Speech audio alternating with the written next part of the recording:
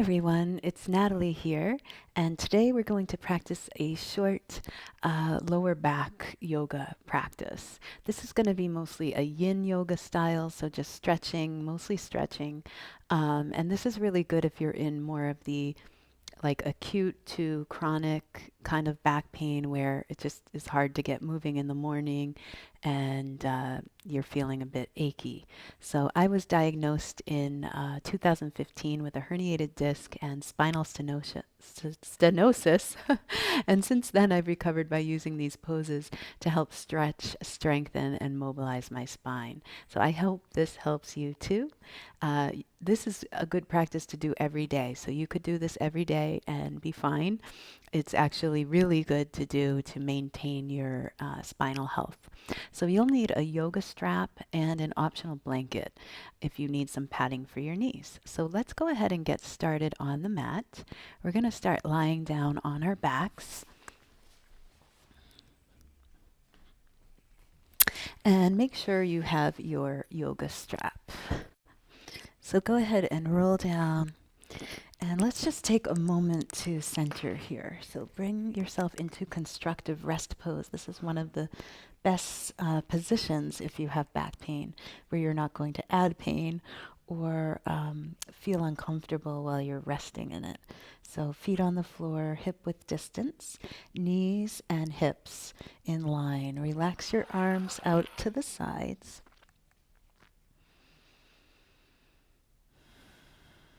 Feel the weight of your body on the earth.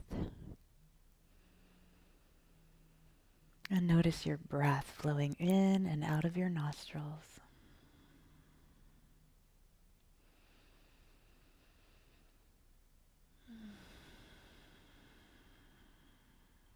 Breath is one of the best tools for any kind of pain. Breath helps to release inflammation from the body. It helps calm our nervous system. And when our nervous system is calm, then and only then can we really heal our bodies. So keep the breath flowing. And we'll just start by bringing the knees up into the chest. So hug your knees in, and you can use opposite hands that you're holding or wrists, and draw your knees in, and at the same time, press your tail down. Breathing in through belly and ribs and chest. Exhale, chest, ribs, and belly. Breathing in belly, ribs, and chest. And chest, and ribs, and belly softening. And then from here, we're going to take just the left leg out and hug your right knee into your chest for Apanasana pose. Flex your bottom foot, press the leg muscles into the ground, and relax your shoulders down away from your ears.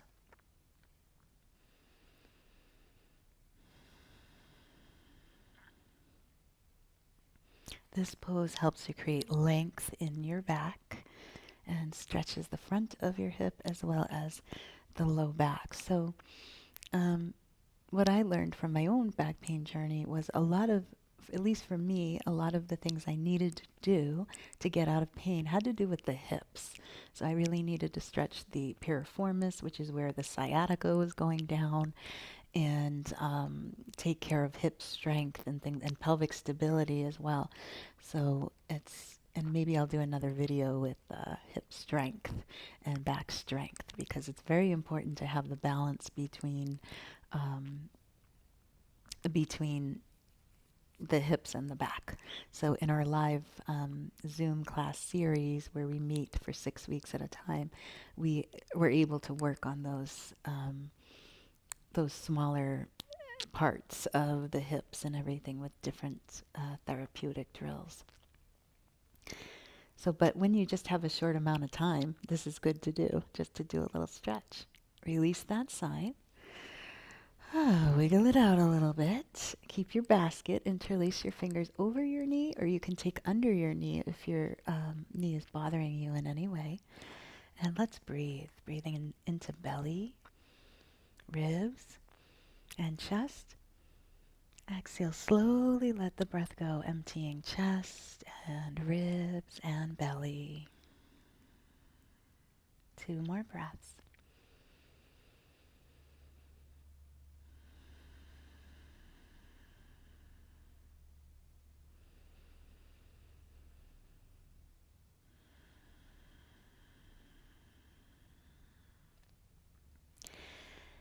And slowly release this pose. So bring your feet back to the ground. And now we'll practice thread the needle. So this is another great pose for your hips. You're going to cross your right ankle over your left and then hug the bottom knee into your chest. If you can't reach it, you can use a strap around your leg or put some padding or like a yoga block under the head so that you can reach. And you're going to pull the leg towards you gently and breathe. This is stretching the outer glute, which is the piriformis muscle. And whether you have back pain from piriformis syndrome, sciatica, when I had back pain, when it was acute, it was a herniated disc and it was a sharp pain going down the center of the buttock, down the back of the leg. So it was very hard to sit for any length of times. I could hardly put my clothes on. It was pretty intense. And what I did was I did a lot of these poses that I'm showing you today. But it was something I had to do religiously. So, you can't just do it one day. You have to do something every day. So let's gently release that side. Uncross, recross using the left ankle and hug the knee into the chest. Thread the needle pose. So this is the second pose for back pain that you should do every day. Even if you don't have back pain, this will help you avoid avoid back pain.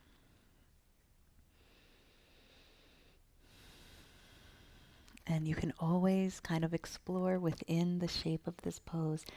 If you turn a little bit to the right or to the left, you find a tight spot you want to hold and breathe into. Try not to resist the tightness, but simply surrender around the tightness and breathe.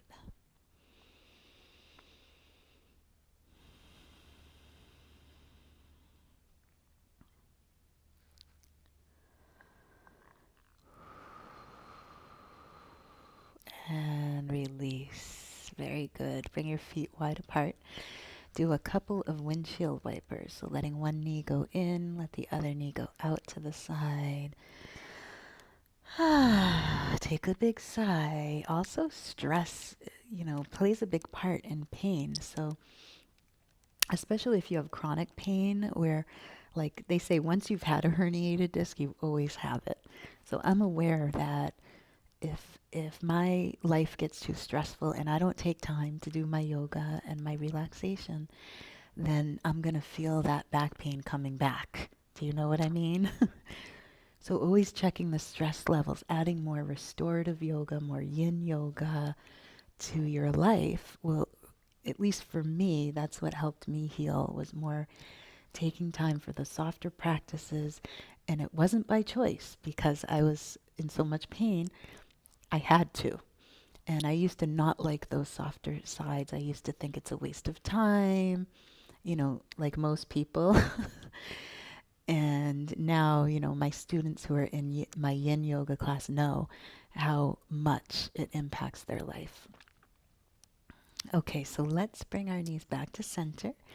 And now we're going to grab the yoga strap. So this is actually 3 poses in one. So this is the third pose you should do every day, which is this series of poses called Padangusthasana, leg stretches. It's actually called hand to big toe, but no one really does that anymore. So take your right foot into the strap. You can do it like with your knee bent or straight. I like to go straight because then it stretches the front of my hip. So like I said before, stretching the front of your hips is really important if you have back pain. So hip flexors are the antagonizers or the counter for the low back. So if this is nice and stretched, the back won't be as tight. And here we're stretching the hamstring. So again, right, you want to stretch everything that's connected to the low back, the hamstrings, the hips, the front, the back, and the sides. So let's take a couple more breaths here. We're not trying to bring our foot as close as we can to our face, just straight up and down.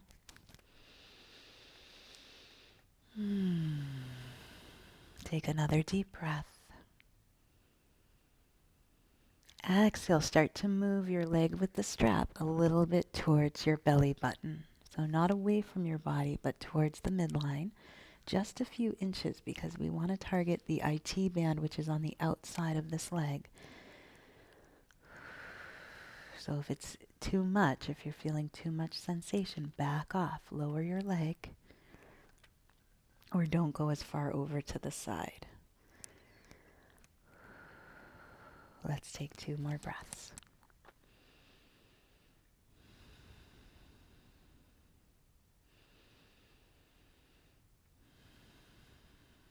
And inhale, center. And now we're going to take the strap in the right hand, and I'm just going to move to the side a little bit so I don't run into my wall. And you're going to take your leg out to the side. So you can be on your elbow, but keep the leg straight and keep this left hip down. So you could keep your left hand on your hip to tell it to stay down. Breathe into the belly, into the ribs, into the chest. Take a long, slow exhalation to calm the mind, to calm the body.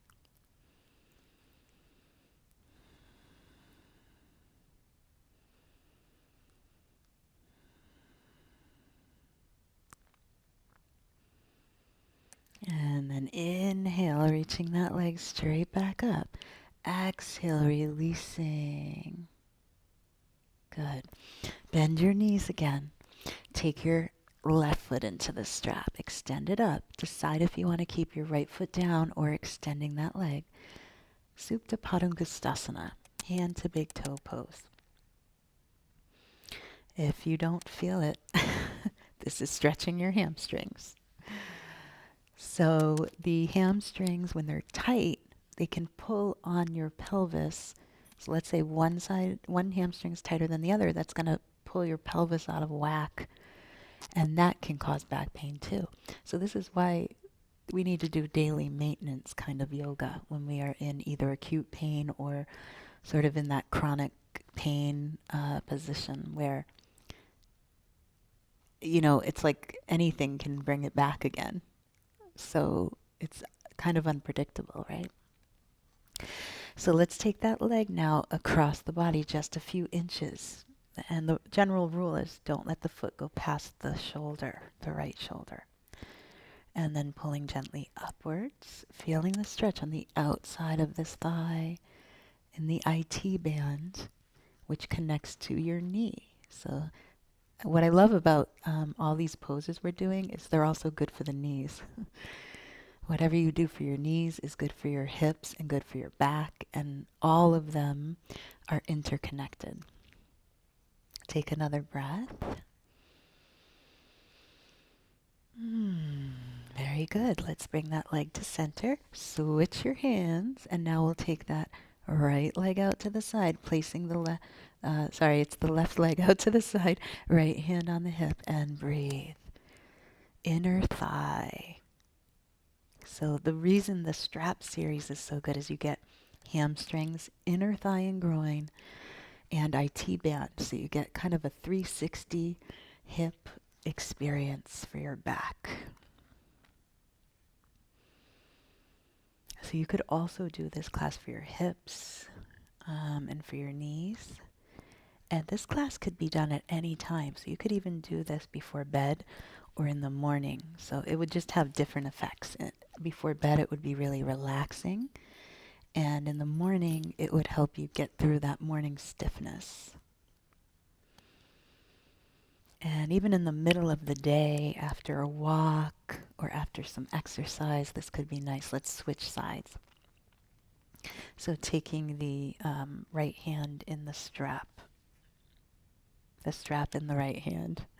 Right arm is holding the strap. And then you're just going over a few inches and then up a little bit. So trying that again on this side.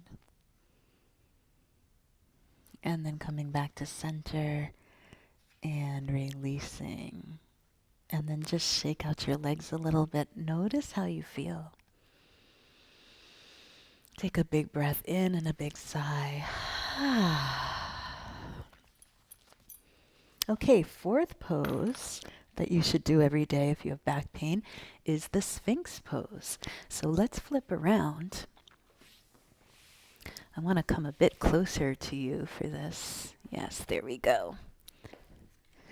And for Sphinx, you're going to lie on your belly. This is also a great position to do if you're in acute back pain, because a lot of times even stretching bothers you. Instead, you can lengthen. Then it's all about making length to release the nerve pain. If there's nerve pain, that means you just need to create space around the joints and everything. So come into like a Superman pose. This is called reverse Shavasana. So your forehead's on the ground, arms are forward on the ground, and legs are long, about hip width distance. Take a deep breath in and a deep breath out. Deep breath in. Deep breath out. One more.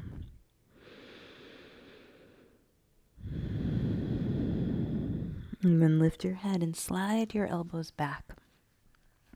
So the elbows will be right under your shoulders.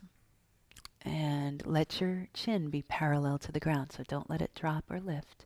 Press your shoulders down away from your ears. Relax your low back, your glutes, and your legs. Sphinx pose. So this particular pose is good for back pain, but specifically a herniated disc. So that's, and how do you know? Because if you don't go to the doctor, you might not know what you have. You might have something going on in there that you could only see with an MRI. But some of the warning signs for that are when you bend over, to like lift the dishwasher door up or something like that. It hurts when you bend forward. So if it hurts when you bend past your hips, most likely it could be a herniated disc. And so this does the opposite of that. It puts that curve in your low back and helps the disc fluid go back in. So that's why this pose is really helpful for back pain. It also gently strengthens your back.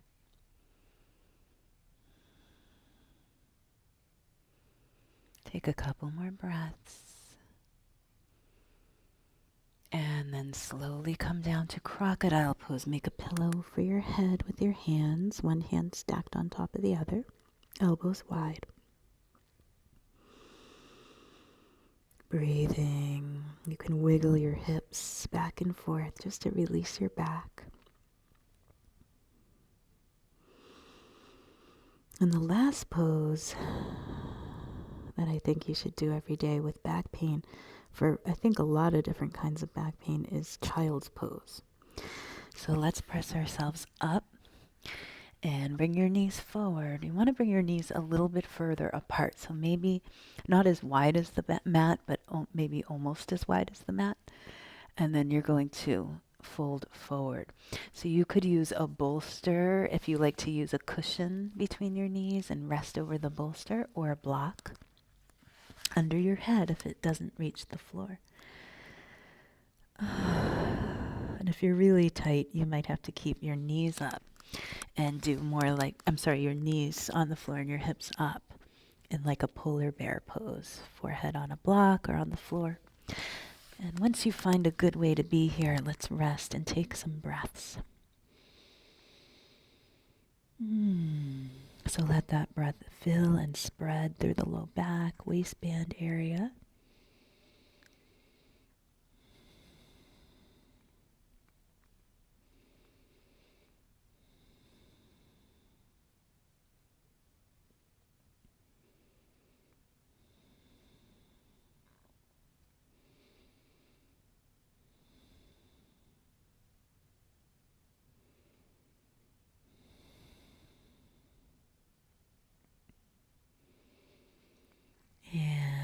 slowly rising up as you breathe in. Let's flip over to the back, relaxing on your back. And just taking a moment to let everything rest in Shavasana. Perhaps bringing something under your knees. So with back pain, what I do is I usually put a bolster under the knees. But in lieu of that, you can use 2 yoga blocks like this. So together, not touching, so that your knees don't have to be like a statue. You can separate your knees a little bit, but have the blocks lined up so they're level, and then rest your knees and thighs, perhaps even on the blocks, and then resting back. Or if you're in real bad pain, then you want to come back to that safe position, constructive rest pose, lying with the feet maybe a little bit wider than hip width, and then letting the knees cave in. So finding a way to rest here that works for you, just for a minute or two. And you can stay resting, and I will sit up and read you a poem.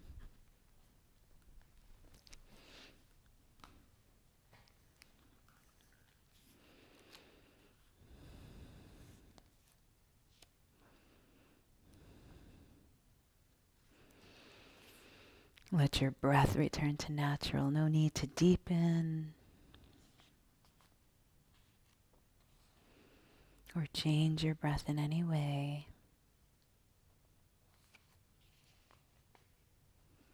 Today's poem is called Wherever You Are, Find a Trail by Ingrid Goff Madoff, and this is from her collection, What Holds Us.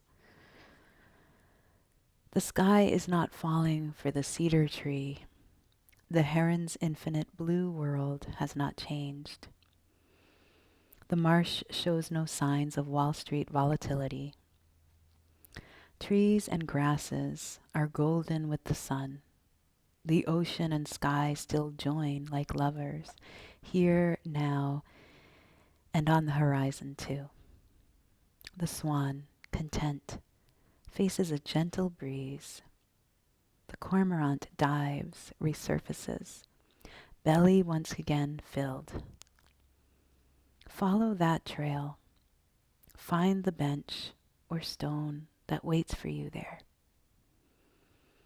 We must learn to walk away from the carnival of the world, to become still and remember what it is that holds us, what in us is held.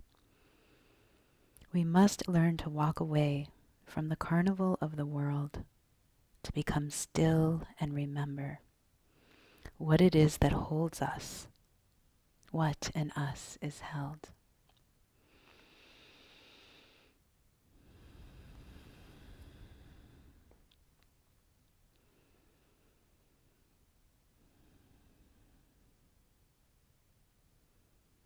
And slowly begin to deepen your breath. Wiggle your toes and your fingers, hugging your knees into your chest, and gently rolling to the side, and pressing up slowly to seated position. Let's bring the hands together at the heart center. Honoring this body, this mind, and this spirit today, let's chant one round of Om. Take a deep breath in.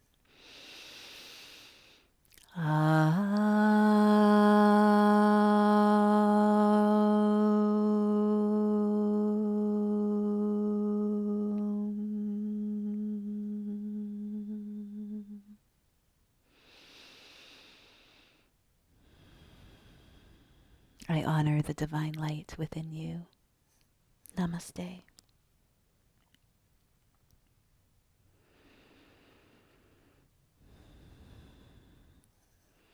So thank you so much, everybody, for joining me for this 5 poses for lower back pain. I hope to see you next time.